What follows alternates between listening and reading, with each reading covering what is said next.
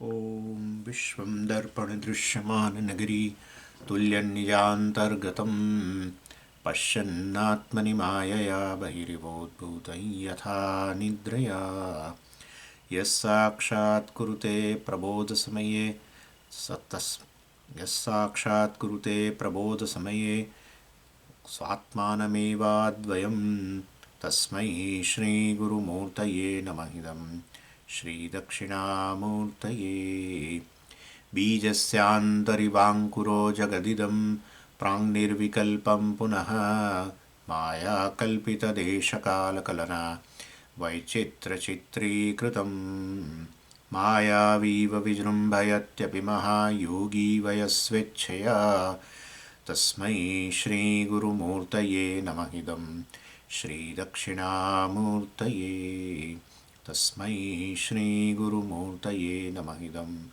श्रीदक्षिणामूर्तये ॐ सहना भवतु सहनौ भुनक्तु सह वीर्यङ्करवावहै तेजस्विनावधीतमस्तु मा विद्विषावहै ॐ शान्तिः शान्तिः शान्तिः सदाशिवसमारम्भां शङ्कराचार्यमध्यमाम् अस्मदाचार्यपर्यन्तां वन्दे गुरुपरम्पराम् ઓમ.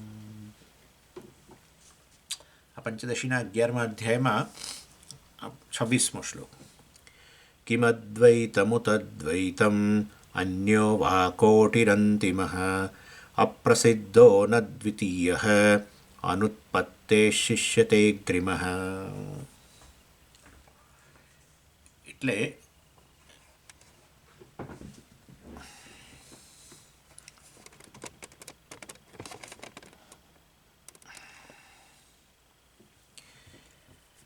અહીંયા એક પ્રશ્ન પહેલાં પૂછવામાં આવેલો કે દ્વૈતમાં સુખ નથી, એટલે મતલબ કે એ દ્વૈતમાં સુખ રહેલું છે એવો જો પ્રશ્ન વાદીનો હતો. એની સામે આપણે કહ્યું કે દ્વૈતમાં સુખ રહેલું નથી, દ્વૈતની અંદર તો દુઃખ જ રહેલું છે.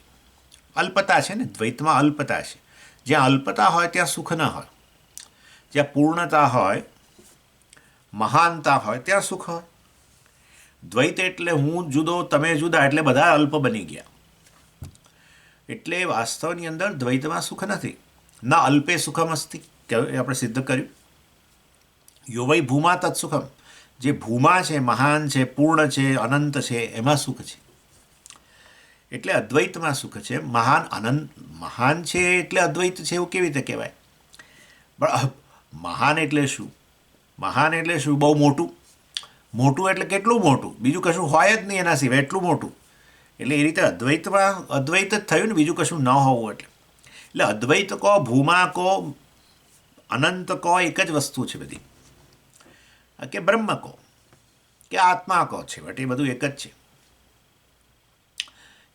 એમાં સુખ રહેલું છે. એટલે આપણે કહ્યું કે ભાઈ અદ્વૈતમાં સુખ છે, પૂર્ણતામાં સુખ છે, આમાં સુખ નથી, દ્વૈતમાં સુખ નથી. એટલે એ કહે છે કે અદ્વૈતમાંય સુખ નથી. એટલે પછી આપણે બતાવ્યું કે ભાઈ અદ્વૈતમાં જે છે એ સુખ, એ વાસ્તવની અંદર એ તો અદ્વૈતની અંદર અદ્વૈત સુખ સ્વરૂપ છે. અદ્વૈતમાં સુખ નથી એવું જે તમે કહો છો એ વાત સાચી છે. અદ્વૈતમાં સુખ નથી, અદ્વૈત સુખ સ્વરૂપ છે. અને માટે એટલે વાસ્તવની અંદર એટલે એ અદ્વૈત અર્થાત આત્મા જે છે એનું સુખ પ્રગટ થતું હોય છે. અને એની અંદર આવો સુખનો અનુભવ કરનાર અને વાસ્તવમાં સુખ અને સુખનો વિષય અને સુખનો અનુભવ વગેરે વસ્તુ રહેલી નથી. એ બધું વસ્તુ આપણે સમજાવી. અને પછી ત્યાં 23મા શ્લોકમાં કહ્યું, માસ્તુ અદ્વૈતે સુખમ કિંતુ સુખમ અદ્વૈતમેવ હિ કિમ માનમિતિ ચેન નાસ્તિ માનાકાંક્ષા સ્વયં પ્રભે. એટલે કહ્યું કે આ અદ્વૈત જે છે એ સુખ સ્વરૂપ છે એવું તમે જે કહો છો, એમાં પ્રમાણ શું છે એ પૂછે છે આપણને. આપણે કહ્યું ને અદ્વૈતમાં સુખ નથી એવું જે તમે કહો છો પૂર્વ પક્ષી, એ સાચું છે. અદ્વૈત સુખ સ્વરૂપ છે. એટલે કે છે અદ્વૈત સુખ સ્વરૂપ છે, એમાં પ્રમાણ શું? એટલે આપણે કહ્યું જે સ્વયં પ્રકાશ હોય એમાં પ્રમાણ ના હોય. વાસ્તવની અંદર આ સપ્રકાશ વસ્તુ એને જ કહેવાય જેને કોઈ પ્રમાણ, જ્ઞાનના સાધનની જરૂર ના હોય, કારણ કે એ જ્ઞાન સ્વરૂપ હોય. જે જ્ઞાન સ્વરૂપ હોય એના જ્ઞાનની જરૂર ના હોય. જે વસ્તુ જડ હોય જે પોતાની જાતને પ્રગટ ન કરી શકતી હોય એનું જ્ઞાન માટે જ્ઞાનના સાધનો પ્રમાણ જોઈએ. પણ જે ચેતન હોય, અદ્વૈત હોય, એ તો સપ્રકાશ છે ને સપ્રકાશમાં કોઈ પ્રમાણની આવશ્યકતા નથી. માટે અદ્વૈત સુખ સ્વરૂપ છે, એમાં તમે જે પ્રમાણ પૂછી રહ્યા છો એ પ્રમાણની જરૂર જ નથી. એવું આપણે એને કહ્યું. અને વાસ્તવની અંદર એમાં મતલબ કે મને સુખનો અનુભવ થાય છે આ સુષુપ્તિ વગેરેની અંદર અદ્વૈત છે એની અંદર ખરેખર એના માટે કોઈ પ્રમાણની આવશ્યકતા નથી. અને સુખનું કંઈ ખરેખર એમાં કોઈ રૂપ રસ ગંધ વગેરે નથી કે જેના માટે પ્રત્યક્ષ પ્રમાણ વગેરેની જરૂર પડે કે અનુમાન વગેરેની જરૂર પડે. અને એટલું ખરું કે એને સમજવા માટે વેદ પ્રમાણ છે એ બરાબર છે, પણ વેદ પણ ખરેખર એ આત્માને પ્રગટ નથી કરતો. આમ જેવી રીતે મારી આંખ આ વસ્તુને પ્રગટ કરે એવી રીતે વેદ આત્માને પ્રગટ કરે. એટલે એ રીતે પ્રમાણ પેલા આત્માને પ્રકાશિત કરે. એમ જે પ્રકાશ હોય એને તો જરૂર ન હોય. વેદ દ્વારા વેદને પ્રમાણ કહીએ છીએ, ઉપનિષદને પ્રમાણ કહીએ છીએ, એ તો સમજવા માટે છે.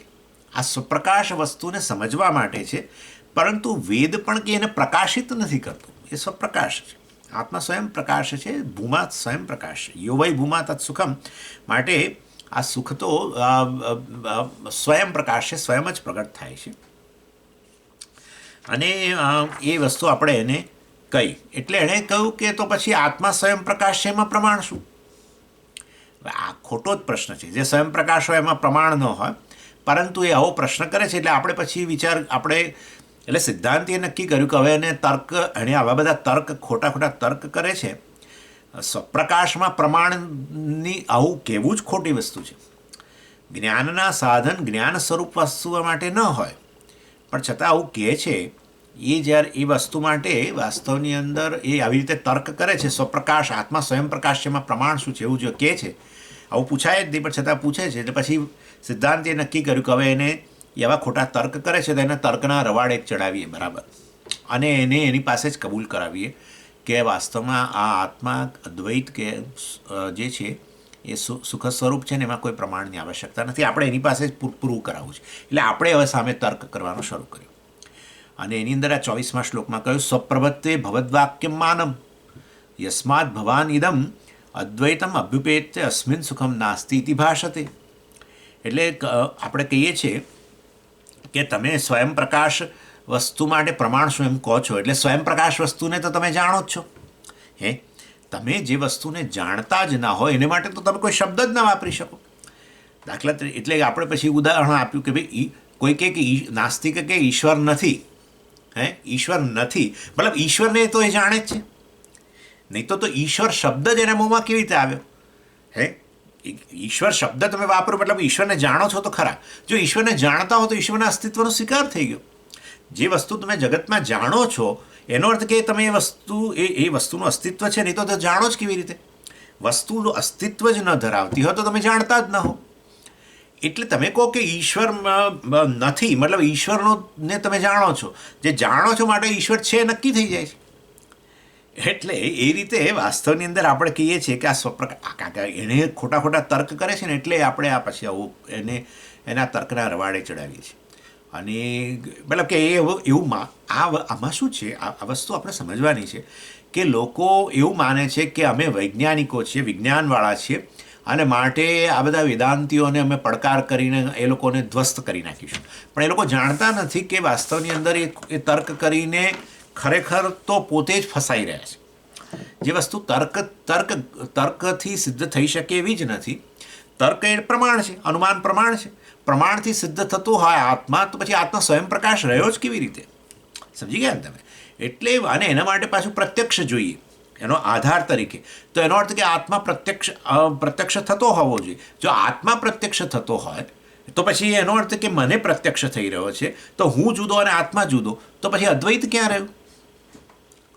સમજો આ વસ્તુ બરાબર. એટલે વાસ્તવની અંદર આ અદ્વૈત વસ્તુ તો સ્વપ્રકાશ જ હોવી જોઈએ. ચાલો એનીવે, પરંતુ સ્વપ્રકાશમાં પ્રમાણ શું જે પૂછે છે એટલે આપણે એને કહીએ છીએ વાસ્તવની અંદર કે તમે સ્વપ્રકાશમાં પ્રમાણ પૂછો એટલે સ્વપ્રકાશનો તો તમે સ્વીકાર કર્યો જ. ઈશ્વર માટે પ્રમાણ આપો, ઈશ્વર નથી એમ કહીએ છીએ અમે, તો પછી ઈશ્વરનો તો તમે જાણો છો, તો ઈશ્વરનો સ્વીકાર થઈ ગયો. એટલે વાસ્તવની અંદર તમે સ્વપ્રકાશમાં પ્રમાણ પૂછી રહ્યા છો તો સપ્રકાશ વસ્તુને તો તમે જાણો છો, તો સપ્રકાશનો તમે સ્વીકાર કરી લીધો. સ્વપ્રભત્વે ભવદ્વાક્યમ માનમ. સ્વપ્રભત્વે સ્વયંપ્રકાશ વસ્તુ માટે, અદ્વૈત વસ્તુ માટે, આત્મા માટે ભવદ્વાક્યમ આપનું જ વાક્ય પ્રમાણ છે. યસ્માત ભવાનિદમ અદ્વૈતમ અભ્યુપેત્ય. અને માટે એનો સ્વીકાર કરીને જ હવે તમે કહી રહ્યા છો કે એ સપ્રકાશ વસ્તુમાં કે અદ્વૈત વસ્તુમાં સુખ નથી. માટે તમે કહો છો અદ્વૈતમાં સુખ નથી, મતલબ અદ્વૈતને તો તમે જાણો જ છો, બરાબર ને? અદ્વૈતને જાણ્યા વગર અદ્વૈત શબ્દ જ વાપરો નહીં. અને જો અદ્વૈતને જાણતા હો તો એવી વસ્તુ છે ખરી, એટલે એ વસ્તુ નક્કી થઈ ગઈ, એ તમારા શબ્દોથી નક્કી થઈ ગયું. એનીવે, એટલે વાસ્તવની અંદર અદ્વૈતમ અસ્મિન, એટલે કે અદ્વૈતની અંદર સુખમ નાસ્તિ ઇતિ ભાષતે. તમે જે બોલી રહ્યા છો કે અદ્વૈતમાં સુખ નથી, એટલે કે તમે અદ્વૈતને તો જાણો જ છો અને અદ્વૈતનો સ્વીકાર થઈ ગયો છે. આવું આપણે એને સામે કહ્યું. અને વસ્તુને પછી પ્રશ્નના ઉત્તરના રૂપમાં વધારે સમજાવે છે. અને 25મા શ્લોકમાં કહ્યું ન અભ્યુપૈમ્યમ અહમ અદ્વૈતમ ત્વદ્વચ અનુદ્ય દૂષણમ વચ્મીતિ ચેત તદા બ્રૂહિ કિમાસિત દ્વૈતતઃ પુરા. એટલે વાસ્તવની અંદર કે છે કે જેવી રીતે ન અભ્યુપેત, એટલે પછી એણે કહ્યું કે આ વાત આ તો તમારો અન્યાય છે. અંચાઈ કહે છે ને આપણે એવું. એટલે કે તમે સ્વયં પ્રકાશ શબ્દ વાપર્યો ને ત્યારે અમે જાણ્યું કે આ સ્વયં પ્રકાશ વસ્તુ. અમે તો કોઈ સ્વયં પ્રકાશ કે અદ્વૈતનો કશાનો સ્વીકાર જ નથી કરતા.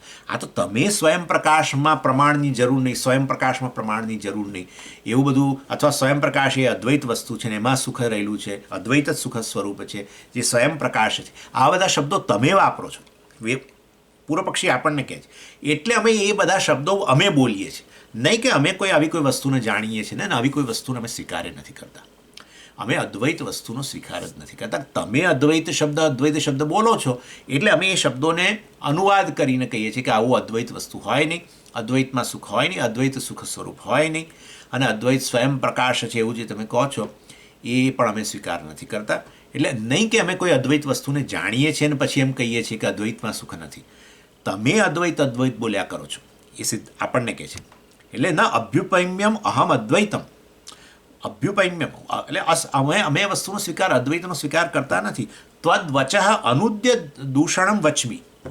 ત્વદ્વચ તમે બોલ કરો છો, હે અદ્વૈતી તમે જ બોલ કરો છો કે અદ્વૈત સુખ સ્વરૂપ જે સ્વયં પ્રકાશ છે એમાં પ્રમાણની જરૂર નથી, આવું બધું બોલો છો ને. એટલે અમે એ શબ્દોને પકડીને કહીએ છીએ કે આવી અદ્વૈત વસ્તુમાં આત્મા કે અદ્વૈત વસ્તુ એ જે છે એમાં કોઈ પ્રમાણ આપો, ખરેખર આવી સ્વયં પ્રકાશ વસ્તુ માટે પ્રમાણ આપો, નહીં તો અમે સ્વીકારીએ નહીં, વગેરે વગેરે.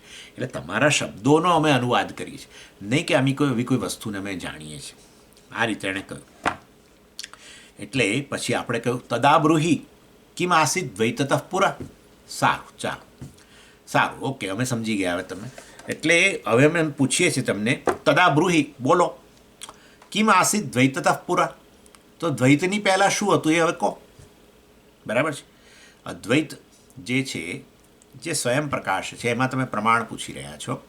અદ્વૈત સુખ સ્વરૂપ છે એવું મેં કહીએ છીએ, જે સ્વયં પ્રકાશ છે એમાં પ્રમાણની જરૂર નથી એવું મેં કહ્યું. અને તમે એવા સ્વયં પ્રકાશ આત્મા કે અદ્વૈત વસ્તુ માટે પ્રમાણ પૂછી રહ્યા છો. અમે તમને એમ કહીએ છીએ કે ચાલો અદ્વૈત વસ્તુનો તમે સ્વીકાર નથી કરતા, અદ્વૈત સુખ સ્વરૂપ છે એનો સ્વીકાર નથી કરતા. સારું, તો દ્વૈતની પહેલાં શું હતું એ અમને કહો. આપણે એમને કહીએ છીએ દ્વૈતની પહેલાં શું હતું, કારણ કે વસ્તુઓ તો ઉત્પન્ન થાય છે, અને ઉત્પન્ન થાય છે તો પછી દ્વૈત પણ ઉત્પન્ન થયું એમ જ કહેવાય. વસ્તુઓ ઉત્પન્ન થઈ એટલે દ્વૈત જ. સર્જન થાય છે દ્વૈતનું જ થાય છે. સર્જન થાય છે દ્વૈતનું જ થાય છે. એક બાળક ઉત્પન્ન થયું, બીજું બાળક ઉત્પન્ન થયું, એક પછી બીજું ગણ્યું કેવી રીતે તમે? એક બાળક ઉત્પન્ન થયું. હવે સ્વામીજી આ તો ખબર પડી જ જાય ને, આ જુદું છે ને આ જુદું છે, એમાં શું મોટું? તો જ નંબર સંખ્યા આવે કેવી રીતે? સંખ્યા ત્યારે જ આવે જ્યારે તમે બે જ વસ્તુ જુદી જોતા હો, ને સંખ્યા આવે કેવી રીતે? એટલે દ્વૈતનું તો સર્જન થાય જ છે, તો બધાને સ્વીકારવું જ પડે. આનું સર્જન થાય છે અને આનું એ સર્જન થાય છે, બધાનું સર્જન થાય છે, અને આ બે એકબીજાથી જુદું છે આપોઆપ જ નક્કી થઈ જાય. એટલે વાસ્તવની અંદર દ્વૈત તો ઉત્પન્ન થાય છે તો બધા સ્વીકારી જ લે, બધાના અનુભવનો વિષય છે. એટલે દ્વૈત ઉત્પન્ન થયું એ પહેલાં શું હતું એ અમને કહો. એ પ્રશ્નના ઉત્તરના 3 ઉત્તર હોઈ શકે, અને એ મેં 26મા શ્લોકમાં મેં તમને કહ્યું કિમ અદ્વૈતમ ઉતદ્વૈતમ અન્યો વા કોટિ અંતિમ. અપ્રસિદ્ધો ન દ્વિતીય અનુત્પત્તે શિષ્યતે ગ્રીમઃ. એટલે દ્વૈત ઉત્પન્ન થયું પહેલાં અદ્વૈત હતું કે દ્વૈત હતું કે ત્રીજી કોઈ વસ્તુ હતી, એ વાસ્તવમાં એ તમે કહો. દ્વૈતમાં શું છે, દ્વૈત અને અદ્વૈતથી ત્રીજી વસ્તુ તો પ્રમાણ સિદ્ધ જ નથી. બે જ વસ્તુ આપણે તો જાણીએ છીએ. અદ્વૈત આપણે આ વસ્તુ આત્મા અદ્વૈત સ્વરૂપ છે વગેરે એ આપણે શાસ્ત્રથી પ્રમાણથી જાણ્યું, અને દ્વૈત તો પ્રત્યક્ષ જ છે. એટલે દ્વૈત અને અદ્વૈતનો સ્વીકાર કરીએ છીએ, બંને પ્રમાણ સિદ્ધ છે. પણ દ્વૈત અને અદ્વૈતથી ત્રીજી વસ્તુ કોઈ, દ્વૈતાદ્વૈત કે એવું જ બોલવું પડે, એવી તો કોઈ વસ્તુ પ્રમાણથી સિદ્ધ છે જ નહીં. કોઈ કહે કે ના ત્રીજી વસ્તુ છે, તો બોલો કેવી રીતે તમે જાણી, કયા પ્રમાણથી જાણી, આંખોથી જાણી કે શેનાથી જાણી, કયા જ્ઞાનના સાધનથી ખબર પડી કે ત્રિકોટી રહેલી છે. એટલે ત્રીજી કોટી તો કોઈ સ્વીકારે જ નહીં. બે જ વસ્તુઓ આપણે પ્રમાણથી સિદ્ધ થાય છે, અને એક છે શાસ્ત્ર પ્રમાણ જેનાથી અદ્વૈત સિદ્ધ થાય છે, અને બીજું છે આ બધું પ્રત્યક્ષ વગેરે અનુમાન વગેરે જેનાથી દ્વૈત સિદ્ધ થાય છે. તો બહુ સરળ છે કે આપણે જોઈએ છીએ રોજે રોજ હજારો વસ્તુ ઉત્પન્ન થાય છે, એની એક વસ્તુ બીજાથી અન્ય હોય, ભલે એક જ જાતિની હોય, પણ તમે તોય ગણી શકો છો. બે આંબાના વૃક્ષ ઉત્પન્ન થયા એક સાથે, સમજો, માની લો એક જ સેકન્ડની અંદર આમ બહાર આવ્યા ગોટલામાંથી, માની લો. પણ તોય ભલે ને એક સાથે બહાર આવ્યા, પણ તોય તમે બે ગણો છો. બે ગણ્યા એટલે દ્વૈત થઈ ગયું. કેવી રીતે બે ગણ્યા? ઓ સ્વામીજી, ખબર પડે ને આ એક છે ને આ બીજું છે, એકની સીમા પૂરી થઈ, આ બીજાની. એટલે દ્વૈત માટે તો કોઈ પ્રશ્ન ઊભો થતો જ નથી, દ્વૈત ઉત્પન્ન થાય છે જ. એટલે આપણે પૂછ્યું કે દ્વૈત ઉત્પન્ન થયું પહેલાં શું હતું? દ્વૈત હતું નંબર એક, અદ્વૈત હતું કે દ્વૈત અને અદ્વૈતથી ત્રીજી વસ્તુ હતી. દ્વૈત અને અદ્વૈતથી ત્રીજી વસ્તુ તો એ પણ ન સ્વીકારે ને આપણે નથી સ્વીકારતા, કારણ કે કોઈ પ્રમાણથી સિદ્ધ જ નથી. એટલે દ્વૈત અદ્વૈતથી ત્રીજી વસ્તુ છે એવું કહેવા માટે પાછું કોઈ જ્ઞાનનું સાધન હોવું જોઈએ. એવું સિદ્ધ કરનાર કોઈ જ્ઞાનનું સાધન છે નહીં. એટલે બે વસ્તુ રહી. દ્વૈત ઉત્પન્ન થયા પહેલાં દ્વૈત હતું. હવે તો દ્વૈત ઉત્પન્ન થયા પહેલાં દ્વૈત હતું, તો પછી સર્જન શેનું થયું? તો સર્જન શેનું થયું? એટલે વાસ્તવમાં દ્વૈતની, તમે કહો દ્વૈત ઉત્પન્ન થયું, બાળક ઉત્પન્ન થયા પહેલાં બાળક હતું, તો પછી તો બાળકનું સર્જન બોલાય કેવી રીતે? સમજો, આજનો ક્લાસ જરા જુદા જ પ્રકારનો છે. એટલે વાસ્તવની અંદર દ્વૈતની ઉત્પત્તિ પહેલાં દ્વૈત તો એ મૂર્ખામી છે હતું એવું કહેવું. દ્વૈતની ઉત્પત્તિ પહેલાં પારિશેષ્ય ન્યાયથી અદ્વૈત હતું એ જ સ્વીકારવું પડે એવું છે. પારિશેષ્ય ન્યાય એટલે બધી સંભાવનાઓ પર વિચાર કરીને એ બધી દૂર કર્યા પછી જે આપોઆપ બાકી રહી ગયું એનું નામ પરિશેષ કહેવાય. અને એટલે દ્વૈતની ઉત્પત્તિ પહેલાં દ્વૈત અદ્વૈતથી અન્ય વસ્તુ હતી, એ તો એ ન સ્વીકારી શકાય, કારણ કે પ્રમાણ સિદ્ધ નથી. દ્વૈતની ઉત્પત્તિ પહેલાં દ્વૈત હતું એમ કે તો પછી શેની ઉત્પત્તિ થઈ એવો પ્રશ્ન આવે ને, માટે એ પણ ન બોલી શકાય. તો હવે શું રહ્યું ત્યારે? દ્વૈતની ઉત્પત્તિ પહેલાં શું હતું? અદ્વૈત જ હતું. હા, દ્વૈતની ઉત્પત્તિ પહેલાં અદ્વૈત હતું. જેવી રીતે એના માટે આ લોકો ઉદાહરણ આપે કે આ રૂમની અંદર હું હતો અને બીજા 2 જણ હતા, 3 જણ હતા માની લો. અને વાસ્તવની અંદર એ 3 જણા જે હતા એની અંદર આજે સમજો કે મારું સોનાનું કડું ખોવાઈ ગયું. અમે ત્યાં જ હતો અને 3 જણા હતા, અને મેં કાઢીને આમ મૂક્યું હતું અને એ જતું રહ્યું. એટલે હવે વસ્તુ એ છે કે આ અમે 3માં, એટલે હું અને આ બીજા 2માંથી કોઈકે લીધું હોય. હવે મારું કાઢું હું જ લઈ ગયો હોય એવું તો બને નહીં, તો હું શોધું છે એના માટે. એટલે મેં તો મારું કાઢું લીધું જ નથી. તો હવે 2 જણા રહ્યા. 2 જણા રહ્યા, એમાંથી મેં એક જણનો સામાન ચેક કરી લીધો અને એના સામાનમાં નથી, અને પેલો ત્રીજો વ્યક્તિ એના સામાન સાથે જતો રહ્યો છે. તો હવે શું રહ્યું તમે મને કહો? હું તો મારું કાઢું લઈ ના જાઉં, પેલા બીજો એક વ્યક્તિ હજુ રૂમમાં રહ્યો છે, એનો સામાન મેં ચેક કરી લીધો, એનામાં એ કાઢું છે નહીં. તો હવે આપોઆપ શું? ત્રીજી વ્યક્તિ જે ગઈ છે એ લઈ ગઈ, અને પારિશેષ કહેવાય. એ ત્રીજી વ્યક્તિ પરિશેષ. એટલે ત્રીજી વ્યક્તિ લઈ ગઈ છે એવું સિદ્ધ કર્યું, એના માટે ન્યાય કર્યો ને આપણે, એટલે પારિશેષ્ય ન્યાય કહેવાય. જ્યારે બધી સંભાવનાઓ દૂર થઈ ગયા પછી આપોઆપ જે બાકી રહી જાય અને એને પરિશેષ કહેવાય ને. એટલે પારિશેષ્ય ન્યાયને આધારે આપણે કહીએ છીએ કે વાસ્તવની અંદર અદ્વૈત જે છે એની ઉત્પત્તિ પહેલાં વાસ્તવની અંદર એ અદ્વૈત જ હોવું જોઈએ. એટલે આવું જ્યારે આપણે યુક્તિથી આ રીતે સિદ્ધ કર્યું, ન્યાય છે ને, પારિશેષી ન્યાય, એટલે આવી રીતે યુક્તિથી આપણે અદ્વૈત સિદ્ધ કર્યું કે અદ્વૈતની ઉત્પત્તિ પહેલાં ખરેખર તો દ્વૈત હતું જ. તો હવે એ યુક્તિથી સિદ્ધ થયું એટલે એ વાદી હવે જરા જુદું પ્રશ્ન કરે છે. એટલે વાદી શું કહે છે કે તમે યુક્તિથી તો અદ્વૈત સિદ્ધ કરી દીધું આ રીતે, પરંતુ અમારા અનુભવમાં અદ્વૈત નથી આવતું. આ જ કે છે બધા આપણા સાધકો આવું જ બોલે છે. સાહેબ આ બધું અદ્વૈત છે, બહુ લોજિકલ, એમ કે અદ્વૈત છે બહુ લોજિકલ, પણ અનુભવનો વિષય નથી બનતું અદ્વૈત. એટલે હવે એ જાણે કે આપણા સાધકો વતી જ પ્રશ્ન કરે છે આ પૂર્વ પક્ષી. એ 27મા શ્લોકમાં કહે છે, અદ્વૈત સિદ્ધિયુક્ત્યૈવ નાનુભૂત્યેતિ ચેદ્વદ નિર્દ્રષ્ટાંતા સદ્રષ્ટાંતા વા કોટ્યરંતરમત્રનો.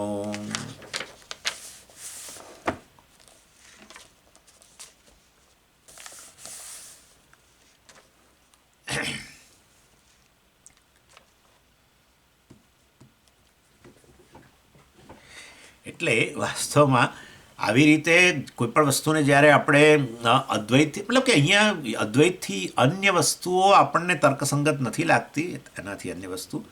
એટલે વાસ્તવમાં જે અદ્વૈતના આગ્રહને વશ થયેલી જે વ્યક્તિ છે, અદ્વૈતનો સ્વીકાર ન કરીને આક્ષેપ કરે છે કે ખરેખર આવું તર્કયુક્તિથી સિદ્ધ થવા છતાં પણ અદ્વૈતની અનુભૂતિ એમને થતી નથી, કારણ કે દ્વૈતના સંસ્કાર પડેલા છે. બીજું સમહાવ આપણે કોઈપણ રીતે આપણને દ્વૈતને જસ્ટિફાય કરવું છે. કારણ કે શું થાય છે કે આ બધું સાંભળ્યા પછી પણ આપણને જ્યારે આપણા જીવનની અંદર કોઈ આ જ્ઞાનનો કોઈ ફળ વગેરે દેખાય નહીં ને, એ બધી એનો એ જ શોક ને એનો એ જ સંસાર ને બધું એનું એ જ ભય ને એની એ જ વસ્તુઓ દુઃખ ચાલુ રહે. એટલે આપણે હવે કોઈપણ રીતે આ શાસ્ત્ર જે સિદ્ધ કરી રહ્યું છે એને પછાડવું છે. એટલે અદ્વૈતને કોઈ પણ રીતે પછાડવું છે. એટલે યુક્તિથી પછાડી ન શકે હવે, કારણ કે આપણે જે પૂછ્યું એને કે ભાઈ બોલો દ્વૈત તો ઉત્પન્ન થાય છે, એમાં તમે ના નહીં કહી શકો. તો હવે દ્વૈતની ઉત્પત્તિ પહેલાં શું હતું એ હવે કહો.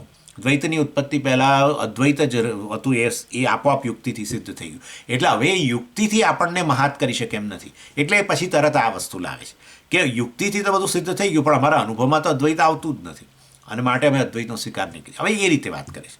એટલે કારણ કે દ્વૈતનો આગ્રહ જે આપણે છે એ કારણ કે હેરાન થઈએ છીએ ને આપણા જીવનની અંદર કંઈક દુઃખ, શોક કે ભય, એના માટે કોઈકને જવાબદાર તો ઠેરવીએ જ છે. એટલે આપોઆપ આપણા કરતાં અન્યને જવાબદાર ઠેરવતા હોય તો આપણા કરતાં અન્ય એટલે દ્વૈત તો થઈ જ ગયું, અને એમાંથી આપણે બહાર નથી આવી શકતા. એટલે દ્વૈતનો આગ્રહ એટલો બધો દ્રઢ થઈ ગયો છે. એટલે એને સિદ્ધ કરવા માટે આપણે અદ્વૈત વસ્તુ તર્કથી સિદ્ધ થતી હોવા છતાં પણ અનુભવ નથી આવું તો આપણા સાધકોએ બોલે છે. આવો આત્માનો અમને અનુભવ નથી. બધું વસ્તુ બરાબર છે, અદ્વૈત છે ને આ સુખ સ્વરૂપ છે ને બધું, પણ અમારા અનુભવનો વિષય નથી. અને માટે અમે એક જણ મને કહે છે કે વેદાંત એટલે અમને પ્રેક્ટિકલ નથી લાગતું. આવું કહે છે. એ સમજી નથી શકતા કે ખરેખર વેદાંતને જ્યારે આપણે પ્રેક્ટિકલ નથી એવું કહીએ ને ત્યારે આપણે વેદાંત સમજ્યા નથી. એ પહેલી વસ્તુ છે. આટલી જ વસ્તુ છે. જો આપણે વેદાંતને પ્રેક્ટિકલ નથી વેદાંત પ્રેક્ટિકલ નથી એવું કહીએ છીએ, એ બતાવે છે કે આપણે હજુ વેદાંતને સમજ્યા જ નથી. આટલી જ વાત છે. વેદાંત તો તમારા અનુભવની વસ્તુને જ વિશ્લેષણ કરીને બતાવે છે કે તમે સુખ સ્વરૂપ છો. વેદાંત કોઈ વસ્તુને પ્રકાશિત નથી કરતું, અદ્વૈત વસ્તુને. નહીં તો હવે બને કે હા ભાઈ એકને માટે પ્રકાશિત થઈને બીજા માટે પ્રકાશિત ન થઈ. વેદાંત તો કહે છે કે તારા અનુભવની અંદર અદ્વૈત જ છે. વાસ્તવની અનુભવ એટલે તું એ વસ્તુને સમજ એમ. અદ્વૈત વસ્તુનો જ તું અનુભવ કરી રહ્યો છું, એ જ સતત સાથે રહેલું છે, એ જ આત્માના રૂપમાં છે. આત્માથી અન્ય, આત્મા એટલે તું, તારાથી અન્ય હોય એવું શક્ય જ નથી. તું જે છું એ જ વાસ્તવમાં સુખ સ્વરૂપ છું. અને માટે વાસ્તવની અંદર આત્મા અનુભવનો વિષય છે જ નહીં. આત્મા તો નિત્ય અનુભવ થઈ જ રહેલો છે. એ નિત્ય અનુભવ થઈ રહેલા આત્મા વિશે જે ભ્રમ છે એની નિવૃત્તિ કરવી. અજ્ઞાન નિવૃત્તિ થાય એટલે એ ભ્રમની નિવૃત્તિ થાય, દ્વૈતની નિવૃત્તિ થાય. ચાલો એ ચર્ચા આવવાની છે, આગળ હું કરીશ જ. એટલે વાસ્તવની અંદર એટલે અદ્વૈત જે છે વાસ્તવમાં એનો અનુભવ નથી એવું કહે છે. હવે અનુભવ નથી એવું જો કહો તેનો અર્થ કે વાસ્તવમાં તમે અનુભવ કરનારા અદ્વૈત વસ્તુ એ અનુભવનો વિષય અને અનુભવ જે મનમાં જન્મે જેના દ્વારા અનુભવ કરનારો અને અનુભવનો વિષય બે જોડાય મનમાં, જેને આપણે અનુભવ કહીએ, એ ત્રિપુટી રહેવી જોઈએ. બરાબર છે? એટલે વાસ્તવની અંદર આ અને એ ત્રણ રહી ગયા તો પછી અદ્વૈત ક્યાંથી રહ્યું? એટલે આ સાધકોને આ જ સમસ્યા લાંબા સમય સુધી મનની અંદર એટલી બધી રહે છે કે જેવી રીતે આપણે દ્વૈતનો અનુભવ કરીએ છીએ એવી રીતે આપણે એમ માનીએ છીએ કે અદ્વૈતનો અનુભવ થાય.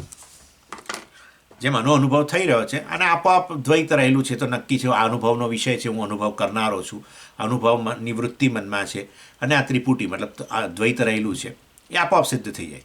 એટલે લોકો એવું માને છે કે જેવી રીતે આવી રીતે દ્વૈતનો મને અનુભવ થયો એવી રીતે વેદાંત ભણ્યા પછી મને આની જેમ અદ્વૈતનો અનુભવ થાય, એટલે કે હું અનુભવ કરનારો, અદ્વૈત વસ્તુ અનુભવનો વિષય અને અનુભવની વૃત્તિ જન્મવી જોઈએ. તો હવે આ ત્રિપુટી આવી તો પછી અદ્વૈત ક્યાં રહ્યું?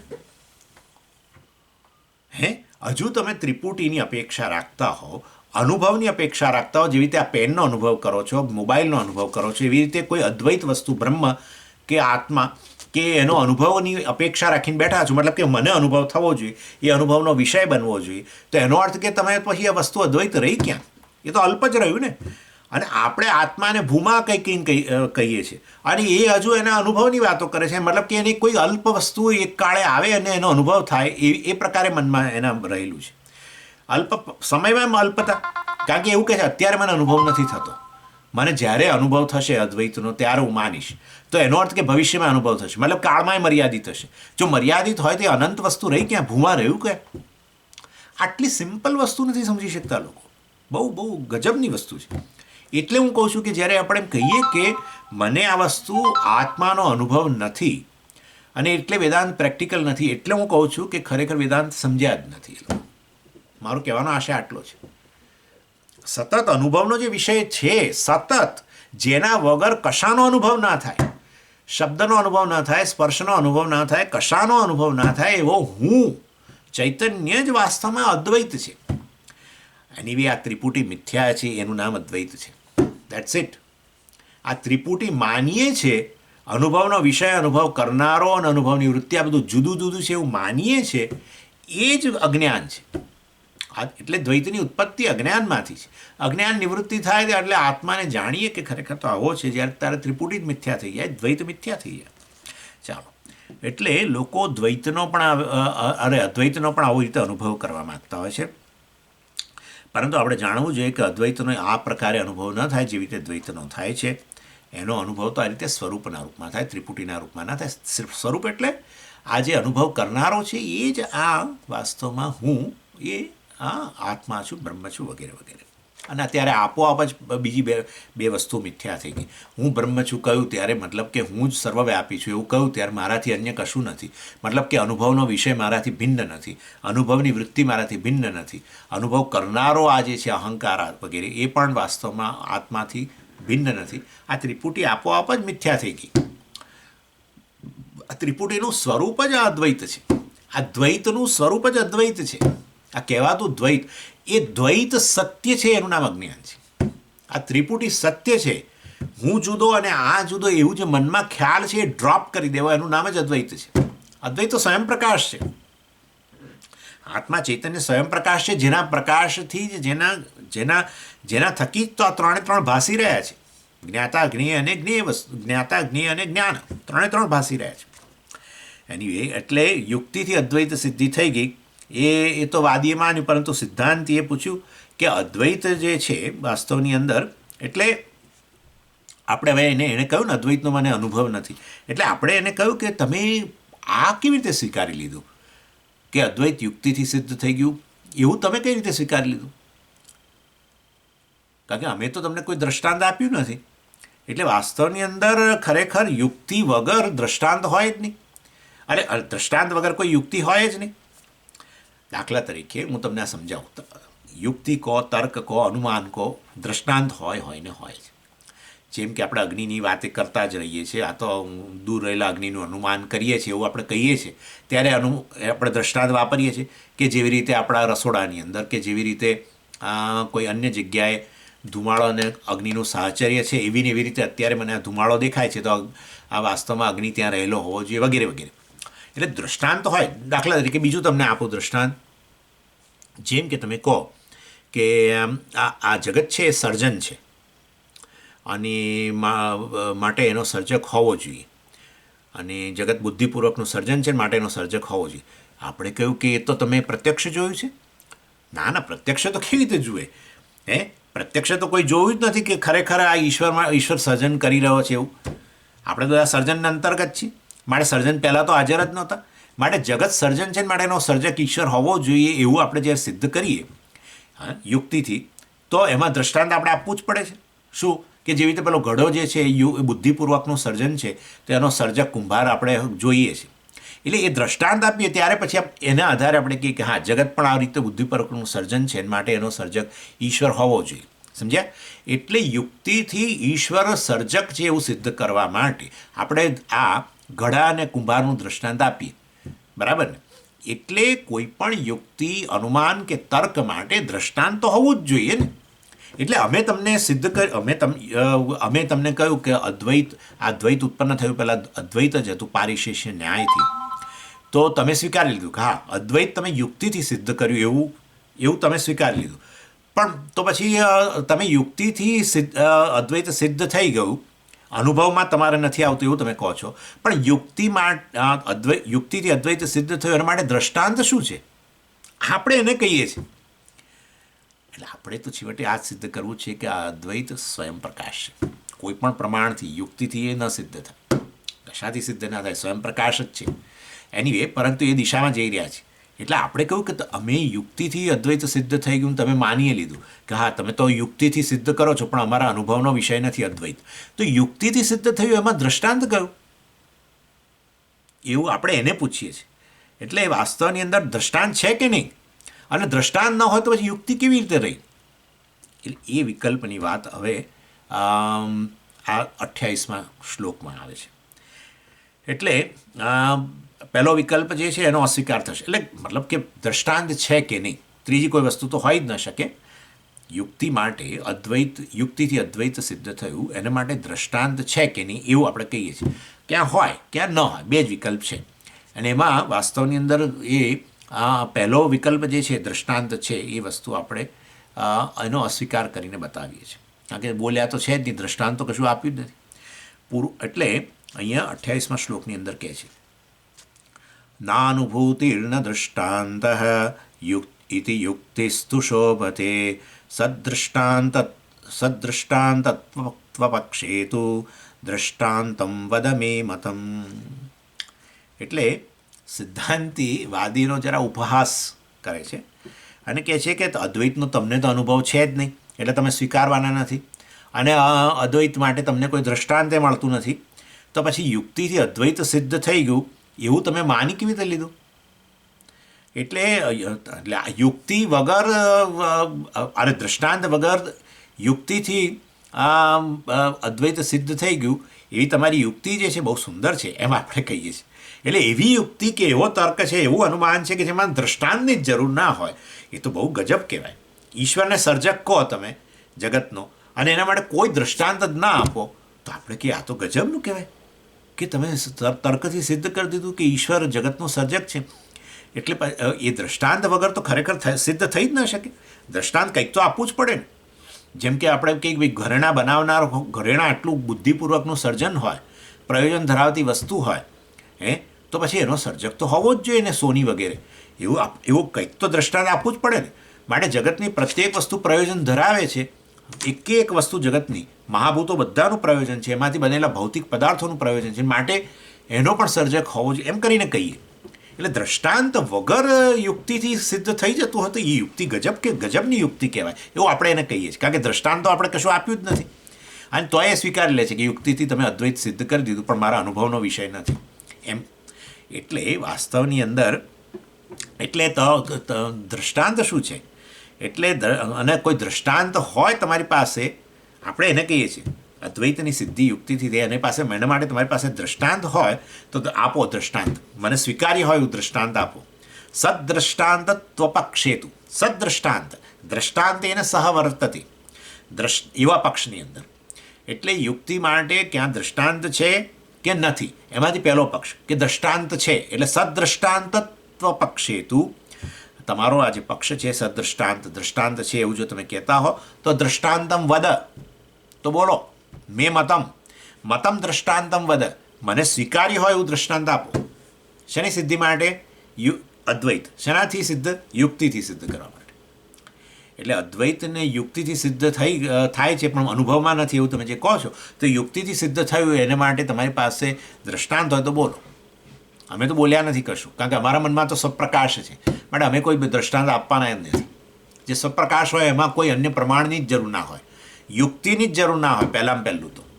ચાલો એનીવે, પરંતુ એટલે આપણે એની પાસે છેવટે બોલાવડાવવાના છીએ કે આ અદ્વૈત વસ્તુ સ્વયંપ્રકાશ છે, એમાં કોઈ પ્રમાણની આવશ્યકતા નથી, કારણ કે એણે પૂછ્યું સ્વયંપ્રકાશ આત્મા માટે પ્રમાણ આપો, એટલે આ બધી ચર્ચા શરૂ થઈ. એનીવે ચાલો,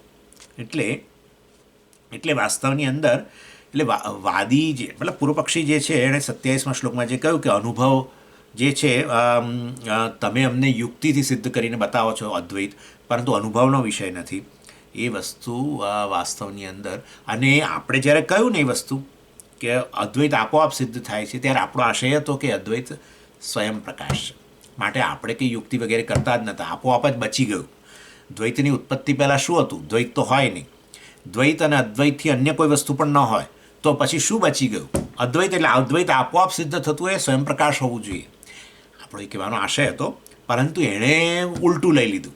એણે કહ્યું કે તમે આ રીતે યુક્તિથી પારિશેષ્ય ન્યાયથી સિદ્ધ કરી દીધું અદ્વૈત, પરંતુ અમારો અનુભવનો વિષય નથી અદ્વૈત, એટલે અનુભવનો વિષય બનવું જોઈએ. એટલે જાણે એ અન્ય પ્રમાણથી પ્રકાશિત થવું જોઈએ. એટલે જેવી રીતે આ વસ્તુ અનુભવનો વિષય બને છે મારી આંખ દ્વારા, અને માટે એ સિદ્ધ થાય છે. એટલે દ્વૈત તો આ રીતે અનુભવનો વિષય બને છે પ્રત્યક્ષ વગેરેથી, એવી રીતે તમારું અદ્વૈત પણ અનુભવનો વિષય બનવું જોઈએ, અને તો અમે સ્વીકારીએ. તો આપણે પછી કહ્યું કે તમે યુક્તિમાં જ કેવી રીતે સ્વીકારી લીધું? પણ અનુભવની વાત જવા દો, તમારા અનુભવનો વિષય નથી, તમારે ન સ્વીકારો તો ન સ્વીકારો, પણ યુક્તિથી અદ્વૈત સિદ્ધ થઈ ગયું તમે કેવી રીતે માન્યું દ્રષ્ટાંત વગર? અમે તો તમને દ્રષ્ટાંત આપ્યું નથી એમ. સમજી ગયા? એટલે વાસ્તવની અંદર એટલે આપણે કહ્યું કે ભાઈ તમારી પાસે દ્રષ્ટાંત હોય તો બોલો, આપણે એને કહીએ છીએ અદ્વૈતની સિદ્ધિ માટે, યુક્તિથી સિદ્ધ થયું માટે દ્રષ્ટાંત હોય તો બોલો, અને એવું જ દ્રષ્ટાંત આપજો. મેં મતમ સ્વીકૃતમ, મને સ્વીકાર્ય હોય એવું દ્રષ્ટાંત આપો. એટલે પછી આ પૂર્વ પક્ષી જે છે આ દ્રષ્ટાંતથી અદ્વૈતની સિદ્ધિ એણે માની એવું તો એ કહી નથી શકતો. એટલે એ વસ્તુને આપણે જરા વધારે સ્પષ્ટ કરી છે કે ખરેખર આ તમે યુક્તિથી અદ્વૈત સિદ્ધ થઈ ગયું જે માની લીધું છે દ્રષ્ટાંત વગર, એ વસ્તુ યોગ્ય નથી. એટલે આપણે આગળ એ વસ્તુને સમજાવીએ છીએ. અદ્વૈત પ્રલયો દ્વૈત અનુપલંબેન સુપ્તિવત ઇતિ ચેત સુપ્તિરદ્વૈતે ઇતિ ચેત સુપ્તિરદ્વૈત ઇત્યત્ર દ્રષ્ટાંતમીરય ઇતિ ચેત સુપ્તિરદ્વૈતેતિ અત્ર દ્રષ્ટાંતમીરય. જરા પ્રોપર બ્રેક કરવું પડશે. સુપ્તિ અદ્વૈતે ઇતિ, અદ્વૈતે ઇતિ એટલે વાદી કહે છે કે જુઓ ભાઈ, એટલે દ્રષ્ટાંત આપવાનો પ્રયત્ન કરે છે. સમજો કેવું ચાલે છે. જુઓ, એટલે કહે છે કે પ્રલયમાં બધી જ વસ્તુઓ લય થઈ જાય છે ત્યારે અદ્વૈત હોય છે. એટલે બધું જ કંઈ પણ શેષ, દ્વૈતનો શેષ અવશેષ પણ ત્યાં રહેતો નથી, એ જ પ્રલય છે. કોઈ પણ વસ્તુ બાકી ન રહે, અને પ્રલય છે. પ્રલયમાં કશું જ રહેતું નથી. એટલે વાસ્તવની અંદર આ પ્રલય એને જ કહેવાય જ્યારે કંઈ પણ વસ્તુ બાકી ન રહે. એટલે એ પ્રલયની અંદર અદ્વૈત રહેલું છે એવું કહે છે. આ ઘડો વગેરે ફૂટી જાય ત્યારે ખરેખર તો લય થાય છે, પણ પ્રલય નથી હોતો, કારણ કે ઘડો ફૂટી ગયા પછી ઘડાનું નામ રહી જાય છે, ઘડાના સંસ્કાર આપણામાં રહી જાય છે. આપણે જે ઘડો વાપરતા હોઈએ એ ફૂટી ગયો તો તમે કહો કે ફૂટી ગયો એટલે લય થઈ ગયો. પ્રલય નહીં બોલી શકો. કેમ? કારણ કે ભલે ઘડો ફૂટી ગયો પણ ઘડાના સંસ્કાર તો છે કે આ આવો ઘડો હતો અને એમાંથી હું પાણી પીતો હતો, અહીંથી મેં લીધેલો, આમ તેમ એ બધા સંસ્કાર તો રહેલા જ છે. અને એ જે ઘડો તો એનું નામ ઘડો હજુ રહેલું છે, હજુ નામ સંસ્કાર બધું રહી ગયું, તો એનો અર્થ કે પૂરેપૂરો લય કશો થયો નથી. જ્યારે પ્રલય એવી વસ્તુ છે કે જેમાં નામ અને સંસ્કાર પણ નથી રહેતા, કશું જ નથી રહેતું. અને સંસ્કાર રહ્યા તો સંસ્કાર કોનામાં રહ્યા? તમને દાખલા તરીકે તમારો ઘડો ફૂટી ગયો અને તમને એ ઘડો પછી યાદ આવે છે, સમજો, એટલે સ્મૃતિ છે. સ્મૃતિ સંસ્કારમાંથી આવે, સંસ્કારજન્યા સ્મૃતિ, એટલે સંસ્કાર રહ્યા. તો એનો અનુભવ કરનારો હોય એને સંસ્કાર કોને રહે? જેનો અનુભવ થતો હોય એને સંસ્કાર હોય. એટલે હજુ સંસ્કાર રહી ગયા, ગળો ફૂટી ગયા પછી તો એ સંસ્કાર જેનામાં રહી ગયા એવો અનુભવ કરનારો પણ રહી ગયો ને. અને એ અનુભવ કરનારો રહી ગયો તો પછી પ્રલય તો બોલાય જ નહીં. પ્રલય એટલે શું? કશું જ ન રહેવું. એટલે વાસ્તવની અંદર આપણે જગતમાં અત્યારે કોઈ પણ વસ્તુ નાશ પામે તો આપણે પ્રલય નથી બોલતા, લય થયો બોલીએ. પ્રલય જુદી વસ્તુ છે. પ્રકર્ષેણ લય પ્રલય. કશું જ ન રહે, નામ નહીં, સંસ્કાર નહીં, અનુભવ કરનારો નહીં, સ્મૃતિ નહીં, કશું જ નહીં, તો જ પ્રલય કહીએ. એટલે વાસ્તવની અંદર અને ત્યારે પ્રલયની અંદર ખરેખર અદ્વૈત હોય છે, દ્વૈતની ઉપલબ્ધિ નથી હોતી. એટલે વાદી કહે છે કે પ્રલયની અંદર તો બધું દ્વૈત લય થઈ જાય છે, એટલે કારણ કે દ્વૈતની ઉપલબ્ધિ નથી. અને એના માટે એમ કે દૃષ્ટાંત અમે તમને આપીએ છીએ, અદ્વૈત સિદ્ધ થાય પ્રલયમાં. અને એના માટે દૃષ્ટાંત આપીએ છીએ કે જેવી રીતે આપણે ઊંઘી જઈએ ત્યારે લેશ માત્ર દ્વૈતની પ્રતીતિ નથી થતી, એવી ને એવી રીતે પ્રલયની અંદર પણ બધી જ વસ્તુઓ લય પામી જાય છે અને દ્વૈતનો નામશેષ પણ નથી રહેતો, અદ્વૈત હોય છે. એટલે વાસ્તવની અંદર એટલે વાદીએ અદ્વૈતને યુક્તિથી સિદ્ધ કરવા માટે આ સુષુપ્તિનું દૃષ્ટાંત આપ્યું કે જુઓ, સુષુપ્તિની અંદર વાસ્તવની અંદર આપણે કોઈ પણ દ્વૈતના સંસ્કાર, નામ નથી હોતું, સંસ્કાર નથી હોતો, અનુભવ કરનારો નથી રહેતો. એટલે તમે અદ્વૈતની સિદ્ધિ યુક્તિથી થઈ એના માટે દૃષ્ટાંત પૂછતા હતા હે સિદ્ધાંતિ, તો દૃષ્ટાંત છે અને એ છે સુષુપ્તિ. એટલે એવું એણે કહ્યું. એટલે સિદ્ધાંતિ કહે છે કે ભાઈ તમે સુષુપ્તિમાં અદ્વૈત કેવી રીતે માની લીધું? કારણ કે તમે બોલો છો કે તમે અમારા પર આક્ષેપ કર્યો, આપણે એને કહીએ છીએ કે અમે અદ્વૈત યુક્તિથી સિદ્ધ કરીએ છીએ પણ અનુભવનો વિષય નથી, એવું તમે કહ્યું હતું. તો હવે સુષુપ્તિનું તમે ઉદાહરણ આપો છો, એટલે કે સુષુપ્તિનો અનુભવ થઈ રહ્યો છે એના દ્વારા અદ્વૈતની સિદ્ધિ, સુષુપ્તિના ઉદાહરણ દ્વારા તમે અદ્વૈતની યુક્તિથી સિદ્ધિ માનો છો. પણ તમે તો એવું કહો છો કે અમારો તો અનુભવનો વિષય છે જ નહીં અદ્વૈત, તો તમે તો હવે સુષુપ્તિની વાત કરી જ ના શકો. સમજાય છે હું શું કહું છું? સમજાય છે કે નથી સમજાતું? એટલે સુષુપ્તિનું તો તમે એવું કહ્યું કે અદ્વૈત તમારા અનુભવનો વિષય નથી, માટે તમે સુષુપ્તિની વાત તો કરી જ ના શકો ઉદાહરણ રૂપે, કારણ કે તમે સુષુપ્તિ અનુભવ છે, પરંતુ વાસ્તવમાં એ તો એમ કે છે અદ્વૈત અનુભવનો વિષય જ નથી. તો પછી તમે સુષુપ્તિનું ઉદાહરણ ના આપી શકો. સુષુપ્તિનું તમારે તો સુષુપ્તિની અંદર પણ અદ્વૈતનો અનુભવ છે એ પાછું સિદ્ધ કરવું પડશે બીજા દૃષ્ટાંત દ્વારા. એટલે વાસ્તવની અંદર એટલે સુષુપ્તિમાં અદ્વૈત કેવી રીતે અમે માની લઈએ? કારણ કે તમે તો અનુભવથી અદ્વૈત સિદ્ધ થતું, અનુભવમાં અમારા અદ્વૈત નથી એવી વાત કરો છો. માટે વાસ્તવની અંદર તમે સુષુપ્તિનું ઉદાહરણ ના આપી શકો, કારણ કે નહીં તો સુષુપ્તિનું ઉદાહરણ એ તો અનુભવ છે, તો અદ્વૈતનો અનુભવ છે, તો પછી તમે આવું બોલી જ ન શકો કે યુક્તિથી અદ્વૈત સિદ્ધ થાય છે પરંતુ અનુભવમાં નથી આવતું, એવું તમે બોલી જ ન શકો. પણ તમે તો બોલો છો, માટે તમે સુષુપ્તિનું ઉદાહરણ ના આપી શકો. સુષુપ્તિમાં અદ્વૈત રહેલું છે એ જો તમે કહેતા હો તો એ પણ હવે તમારે સિદ્ધ કરવા માટે બીજું ઉદાહરણ જોઈશે. સમજાય છે ને હું શું કહું છું? એટલે ના સમજાય તો ધીરે ધીરે સમજાશે, ચિંતા ના કરો. એટલે એ વાસ્તવની અંદર આ વસ્તુ એટલે આ વસ્તુ સમજવી જ પડશે કે અદ્વૈત એ સ્વયં પ્રકાશ વસ્તુ છે. અદ્વૈત જે છે એ સ્વયં પ્રકાશ વસ્તુ છે. એ અદ્વૈત વસ્તુ વિશે તમારા મનમાં જે ભ્રમ છે એની નિવૃત્તિ થવી, એનું નામ નિષ્ઠા છે, બીજું કશું નથી. લોકો સમજી જ નથી શકતા, અદ્વૈતના અનુભવની વાતો કરે છે, એવી રીતે અનુભવ થાય છે, અનુભવ થાય છે, એવી રીતે એમ માને છે કે આ બધું ભણતા ભણતા એક દિવસ અદ્વૈત આમ સામે આવશે અને કંઈક પ્રકાશ થશે, કોણ જાણે શું હશે એમના મનમાં. પરંતુ આ વસ્તુની નિવૃત્તિ થવી જ જોઈએ, નહીં તો લોકો ફ્રસ્ટ્રેટ થઈ જાય છે. 25-30 વર્ષ સાંભળ્યા પછી લોકો ફ્રસ્ટ્રેટ થયેલા મેં જોયા છે, કારણ કે એમ માને છે કે આ બધું ભણીએ છીએ બરાબર છે પણ હજુ એ બ્રહ્મનો અનુભવ નથી થયો, આત્માનો અનુભવ નથી થયો, આવું જ માને છે. અને બ્રહ્મનો અનુભવ એટલે જેમ પેનનો અનુભવ રીતે બ્રહ્મ સામે આવશે.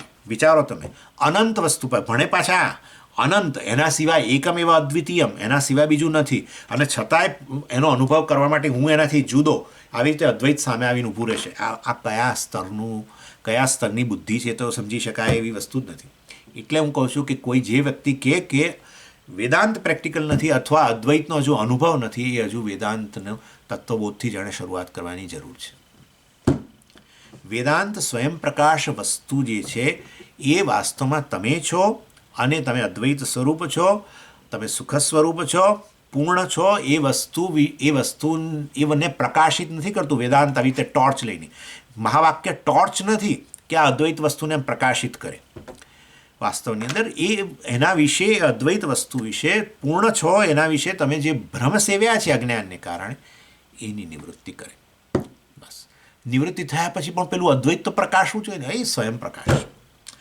એ અદ્વૈત વસ્તુ વિશે તમે જે ભ્રમ સેવો છે, ભ્રમની નિવૃત્તિ થઈ જવી જોઈએ. દેટ્સ ઇટ, બીજું કશું નથી. અહમ સ્વયં પ્રકાશ છે, એનો કશાનો બાદ થઈ શકે એમ છે જ નહીં. અહમનો બાદ ન થઈ શકે, તમારાથી અન્ય વસ્તુનો જ બાદ થાય.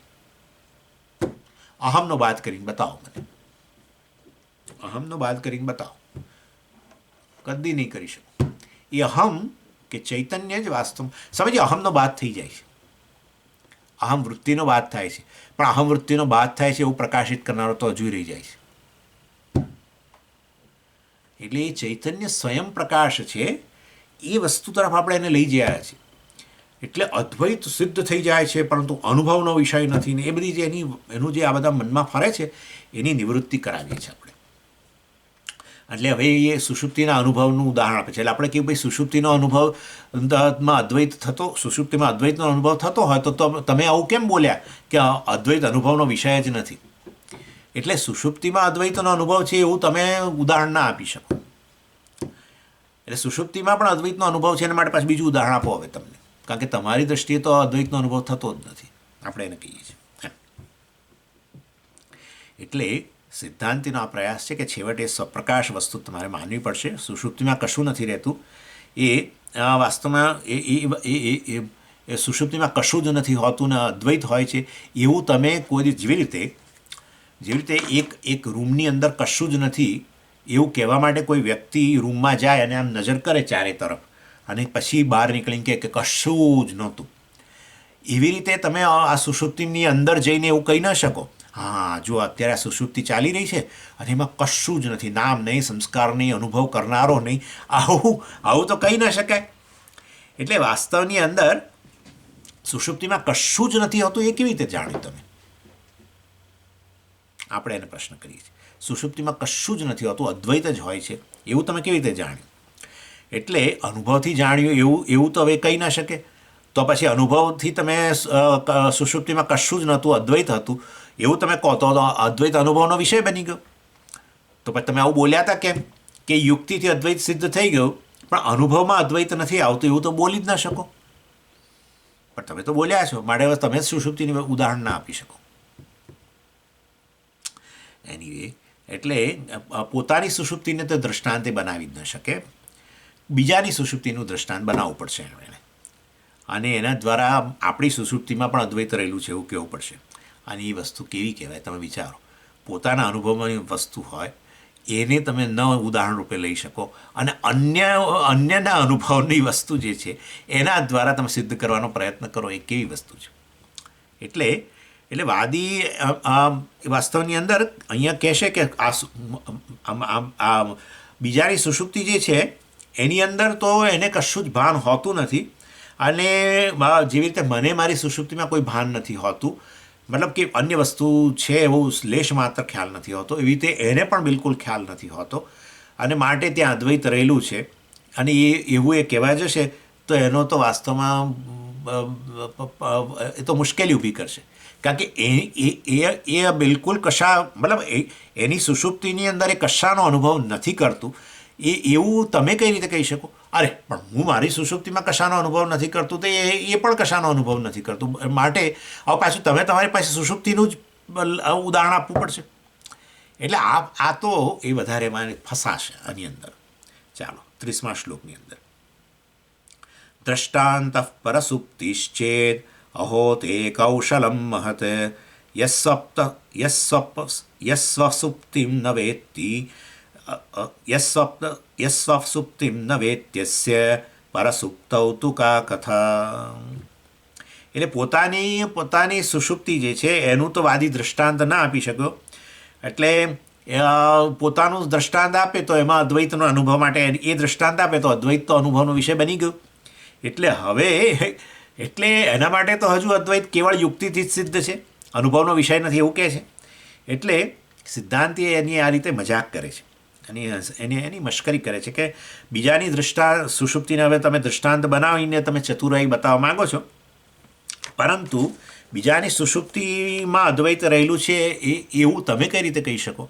તમારે કહેવું પડશે કે મારી સુષુપ્તિમાં જેમ કશું જ મારાથી અન્ય હોતું નથી, ક્લેશ માત્ર અનુભવ કરનારો નથી હોતો, નામ નથી, સ્મૃતિ નથી, સંસ્કાર નથી, અનુભવનો વિષય નથી, સમય નથી, કાળ અને દેશ નથી, ફલાણું નથી, ઢીકણું નથી, આખું જગત નથી, અને બધું જ મતલબ કે આવું કશું જ નથી એવું કહેનારો હું એકલો જ હતો. એટલે કેવળ અદ્વૈત જ છે, બીજું કશું જ નહોતું. એટલે પાછું એની સુષુપ્તિમાં કશું નહોતું એવું કહેવા માટે પાછું પોતાની સુષુપ્તિની જ વાત કરવી પડશે. બીજું શું કરશો? એટલે આ પોતાની સુષુપ્તિમાં તો અદ્વૈત રહેલું છે, તો પોતે અદ્વૈતનો અનુભવ થઈ રહ્યો છે, તો પછી અદ્વૈત અનુભવનો વિષય નથી એવું એ ન કહી શકે. સમજી ગયા તમે? એટલે આ રીતે ફસાઈ ગયો. એટલે વાદી કે બીજાની સુષુપ્તિ જે છે એને તો હું પ્રમાણથી જાણું છું અને માટે વાસ્તવમાં એને હું દૃષ્ટાંત બનાવું. એટલે બીજાની સુષુપ્તિને તમે કયા પ્રમાણ દ્વારા જાણો છો? કેમ? હું જાગ્રત છું અને માટે બીજાની સુષુપ્તિને હું જાણી શકું. મારી સુષુપ્તિને હું નથી જાણતો, કોઈ પ્રમાણ હોતું નથી, ઇન્દ્રિયો મન વગેરે બધું લય પામી ગયું છે. માટે મારી સુષુપ્તિને હું દૃષ્ટાંત ન લઈ શકું, બીજાની સુષુપ્તિને દૃષ્ટાંત લઈ શકું, કારણ કે હું આની પ્રમાણભૂત છે. હું જાગું છું ને હું જોઉં છું કે એ કશાનો અનુભવ નથી કરતો, ચેષ્ટા વગરનો સૂતો છે, આમ તેમ ફલાણું. એ વાત હવે એ કરે છે. નિશ્ચેષ્ટત્વાત્ પરસુપ્તૌ યથાહમિતિ ચેત તદા ઉદાહર્તુ સુષુપ્તેસ્તે સ્વપ્રભત્વમ બલાદ ભવેત. એ બીજી વ્યક્તિ સૂતેલો હોય ત્યારે આપણે જોઈ શકીએ છીએ કે નિશ્ચેષ્ટ છે, કોઈ પણ પ્રકારની ચેષ્ટા કરતો નથી. એ આપણને પ્રત્યક્ષ હોય છે વસ્તુ. જ્યારે હું સૂઈ જાઉં છું ત્યારે પણ હું પણ આવી રીતે નિશ્ચેષ્ટ હોઉં છું અને માટે અનુમાન કરી શકું કે એ પણ સૂઈ રહ્યો છે. શું કહે છે સમજો. એ કહે છે કે બિલકુલ જુઓ, આ એ વ્યક્તિની સુષુપ્તિને તમે કેવી રીતે સિદ્ધ કરો? સુષુપ્તિનો કશાનો અનુભવ નથી થતો, બરાબર છે, પણ એની સુષુપ્તિને કેવી રીતે સિદ્ધ કરશો? એટલે કહે છે જુઓ, કોઈ પણ પ્રકારની ચેષ્ટા નથી કરતો, જેવો સૂતો છે એમાં લેશ માત્ર ચેષ્ટા કરતો દેખાતો નથી, માટે એ અત્યારે ઊંઘમાં છે.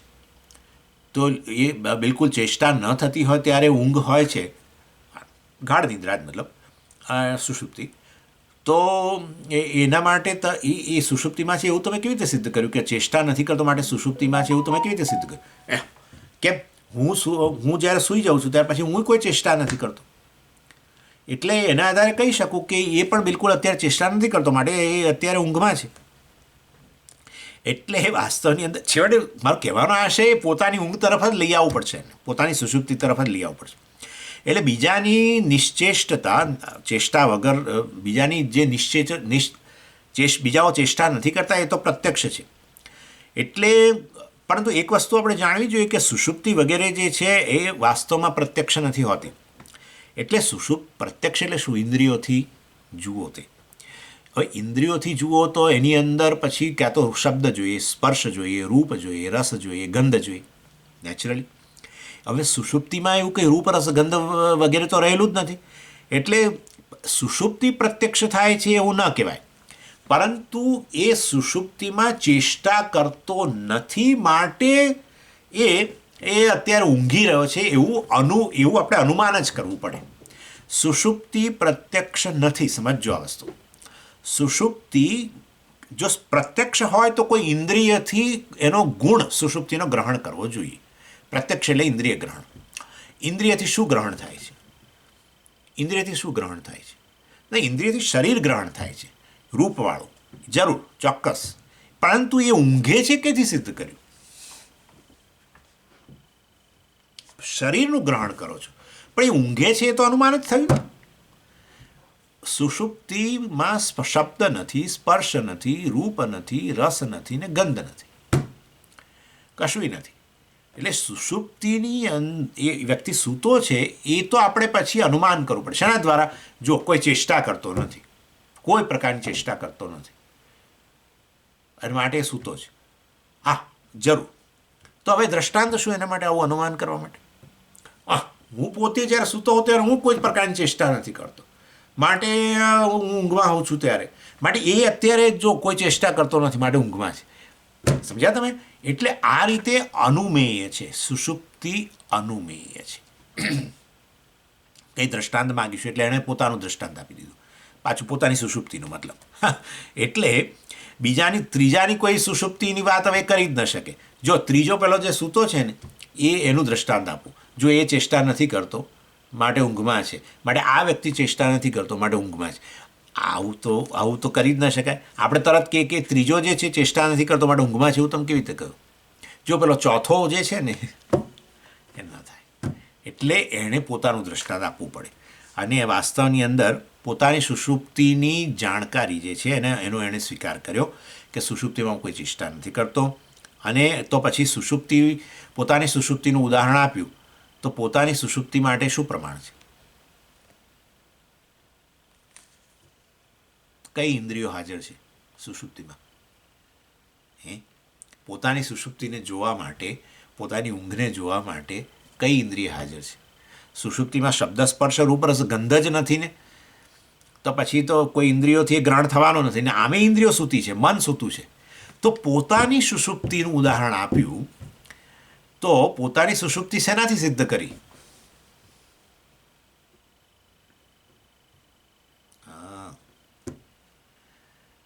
પોતાની સુષુપ્તિ શેનાથી સિદ્ધ કરી? કયું? બોલો સ્વામીજી, તમે આ બધું મ્યુટ કરીને બેઠા છો, કેથી બોલીએ? સ્વયં પ્રકાશ. પોતાની સુષુપ્તિ. કારણ કે તમે કહો કે ના સુષુપ્તિને મેં સુષુપ્તિ મને પ્રત્યક્ષ છે, સુષુપ્તિ પ્રત્યક્ષ છે, તો પછી ઇન્દ્રિયો હાજર જોઈએ. જો ઇન્દ્રિયો હાજર છે તો સુષુપ્તિ નથી. એટલે પોતાની સુષુપ્તિ જે છે એ આપણે સ્વયં પ્રકાશ માનવી જ પડે. અને સુષુપ્તિમાં શેનો અનુભવ છે? અદ્વૈતનો. તો અદ્વૈત સ્વયં પ્રકાશ થયું કે ના થયું? આટલી વાત છે. આટલું એણે સ્વીકારી લીધું હોત તો આ બધું કર્યું ના હોત, મેં તમારું માથું ન ખાધું હોત. પણ એ નહીં. અદ્વૈત બધું તમે લોજિકથી બહુ બધું બોલો છો, પણ અદ્વૈતનો અમને આત્માનો અનુભવ નથી, બ્રહ્મનો અનુભવ નથી. સમજીએ, અદ્વૈત અને બ્રહ્મ એક કેવી રીતે? આવો પ્રશ્ન કરે છે લોકો. અદ્વૈત અને બ્રહ્મ એક કેવી રીતે? અદ્વૈત એટલે શું? એટલું વિચારો. ન દ્વૈતમ અદ્વૈતમ. ન દ્વૈતમ, દ્વૈત એટલે અન્ય. ન મારાથી અન્ય નથી. તો પછી મારું પરિમાણ કેટલું? મારું પરિમાણ કેટલું? મારાથી અન્ય આવ્યું તો હું મર્યાદિત થઈ ગયો, એ મર્યાદિત થઈ ગયો. મારાથી અન્ય કશું હોય જ નહીં તો મારું પરિમાણ કેટલું? બ્રહ્મ. સમજ્યા? સરળ વસ્તુ છે. એટલે સુષુપ્તિની અંદર તમે જાણો છો ખરા કે અન્ય વસ્તુ છે જ નહીં. સુષુપ્તિમાં હું નહોતો સ્વામીજી, તો પછી તમે સુષુપ્તિના અનુભવની વાત કરી જ ન શકો. સુષુપ્તિમાં તમે હતા એ તો તમે જ બોલો છો ઊભા થઈને કે હું ઊંઘ્યો અને આવું હતું તેવું હતું, મેં સુખનો અનુભવ કર્યો વગેરે વગેરે. એટલે તમે નહોતા એવું તો બોલી જ ના શકો. તમે જ ઊંઘવા ગયા ને હું જ ઊંઘવા ગયો અને હું જ જાગ્યો, મતલબ કે સુષુપ્તિ દરમિયાન તમે હાજર તો હતા જ. અને તમારાથી અન્ય કશું નહોતું, કોઈ પરિમાણ જ તમારું નહોતું દેખાતું. તો શું હતું ત્યારે? અદ્વૈત જ હતું ને. અને એટલે આપણે એને કહીએ છીએ કે તું અન્યની સુષુપ્તિ સિદ્ધ કરું છું, એના માટે તારું જ ઉદાહરણ આપું છું. પણ તું સુષુપ્તિમાં છું તું કેવી રીતે સિદ્ધ કરું છું? તે સુષુપ્તિનો અનુભવ કર્યો? કઈ ઇન્દ્રિયોથી અનુભવ કર્યો? ના, મને પ્રત્યક્ષ છે મારી સુષુપ્તિ. ઓકે, પ્રત્યક્ષ એટલે ઇન્દ્રિય સન્નિકર્ષ. તો કઈ ઇન્દ્રિયથી સુષુપ્તિના કયા ગુણનો અનુભવ કર્યો? સુષુપ્તિમાં શબ્દ હતો અને તે સાંભળ્યું, તારી ઇન્દ્રિય હાજર હતી. સુષુપ્તિમાં રૂપ હતું અને તે એનું ગ્રહણ કર્યું. સુષુપ્તિની અંદર કોઈ પ્રકારનો સ્વાદ આવતો હતો અને તે જીભથી ગ્રહણ કર્યો. સુષુપ્તિમાં શબ્દ સ્પર્શ રૂપ રસ ગંધ કશું હતું નહીં.